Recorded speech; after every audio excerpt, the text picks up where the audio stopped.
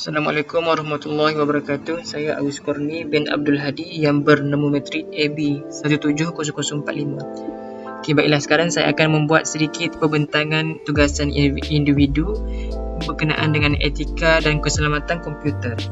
Okey, antara isu yang telah saya pilih ialah berkenaan dengan isu cetak rompak perisian dan bahan digital. Okey, sebelum itu kita pergi kepada pengenalan. Okey, apakah maksud etika?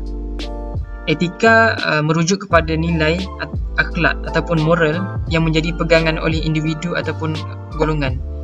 Etika juga mempunyai prinsip, iaitu prinsip benar ataupun salah, dan ia juga adalah untuk membuat pilihan mengikut tindakan moral yang betul. Okey, maksud keselamatan komputer pula ialah merupakan perlindungan keselamatan terhadap maklumat ataupun data-data di dalam komputer. Etika dan keselamatan ini akan berkait rapat dengan penggunaan komputer. Dan etika dan keselamatan komputer ini juga boleh didefinisikan sebagai panduan ataupun cara-cara penggunaan komputer dengan kaedah yang betul. Jika kita lihat, teknologi semakin berkembang pada masa kini. Oleh itu, pelbagai masalah yang timbul yang melibatkan etika dan keselamatan komputer. Antara isunya ialah isu cetak rompak, perisian dan bahan digital. Okey, isu cetak rompak, perisian dan bahan digital. Apakah itu cetak rompak?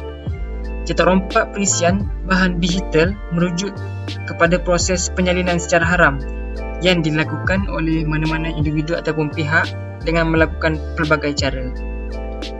Isu ini sebenarnya sudah lama berlaku di negara kita dan ia sentiasa hangat diperkatakan dalam kalangan masyarakat.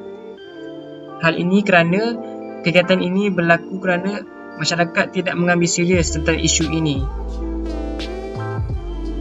Okey, apakah punca yang menyebabkan kegiatan ini semakin berleluasa? Okey, yang pertama ialah disebabkan sifat tamak ataupun tidak menghormati orang lain. Pihak yang melakukan kegiatan cetak rompak ini adalah demi untuk kepentingan peribadi dan untuk mengaut keuntungan. Punca yang kedua ialah kerana perisian ataupun bahan digital ini mudah untuk disalin dan dijadikan bahan cetak rompak. Dan dari segi kos pengeluarannya pula ialah amat rendah, dan pihak yang melakukan kegiatan cetak rompak ini tidak mengeluarkan apa-apa bayaran pun kepada pemilik asal. Dan punca yang keempat ialah banyakkan perisian ataupun bahan digital yang telah dijual di kedai itu adalah harga yang amat mahal. Oleh itu, kebanyakan pengguna mengambil jalan pintas untuk membeli barangan cetak rompak kerana harganya lebih murah berbanding yang tulen. Okey, apakah kesan-kesan kegiatan cetak rompak perisian dan bahan digital? Okey, kesan yang pertama ialah akan menyebabkan berlaku kemerosotan ekonomi, mana pendapatan negara kita akan semakin berkurangan kerana dari segi kutipan cukai tidak dapat dikutip sepenuhnya. Dan kesan yang kedua ialah mana-mana pihak yang mengeluarkan produk perisian ataupun bahan digital, mereka akan mengalami kerugian kerana produk yang telah mereka pasarkan tidak mendapat tempat di hati pengguna. Pengguna lebih memilih produk cetak rompak kerana ianya lebih murah. Okey, kesan yang ketiga ialah akan menyebabkan imej negara kita tercemar di mata dunia kerana sekiranya isu etika dan keselamatan ini semakin berleluasa. Dan kesan yang keempat ialah akan menyebabkan masyarakat kita semakin hilang nilai etika dalam kalangan mereka. Okey, apakah langkah-langkah untuk mengatasi masalah isu cetak rompak perisian dan bahan digital?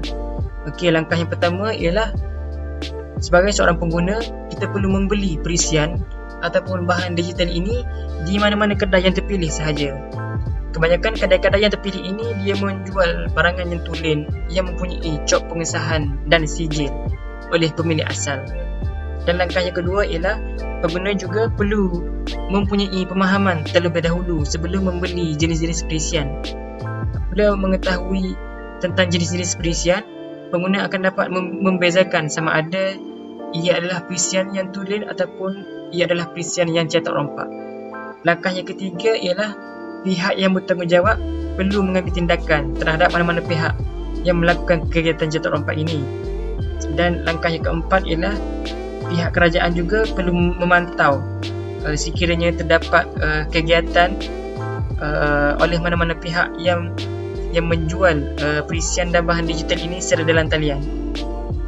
Pihak kerajaan perlu menyekat laman web yang mempromosikan atau menjual produk cetak rompak tersebut. Okey, sebagai kesimpulannya, etika ini adalah merupakan perkara yang amat penting dan ia perlu diterapkan dalam diri masyarakat. Dan sebagai seorang pengguna, kita perlulah menjadi pengguna yang bijak dan kita perlu mempunyai kesedaran terhadap isu ini. Dan pihak kerajaan juga perlulah sentiasa komited dan perlu berusaha untuk mengambil tindakan yang sewajarnya bagi membanteras kegiatan ini. Setakat ini sahaja pembentangan daripada saya. Sekian, terima kasih.